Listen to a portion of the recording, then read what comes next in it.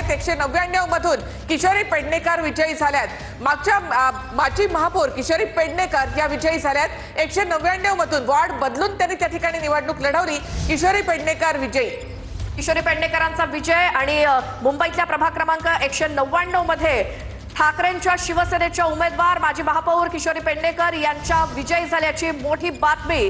किशोरी पेडणेकर तर मातोश्रीच्या अंगणामध्ये मतमोजणीला सुरुवात झाली। ज्या वार्डामध्ये मी उभा होता प्रभाग 4 मध्ये ब मध्ये तिकडे जे तर 40,000 मतदान होते। त्याच्यामध्ये 32,000 हिंदू आणि एससी समाजाचे किरीचे समाज लोक होते। आमचे फक्त 7,000 लोक होते। 7,000 त्याच्यापेक्षा ते एमएमबी माझा पाळूला आली होती। पाळण्यासाठी ते बी सुपारी घेतली होती आणि घडीवाल शिंदे साहेब घेतली होती। परंतु मला लोकांनी आशीर्वाद दिला, सगळे समाजाने मत।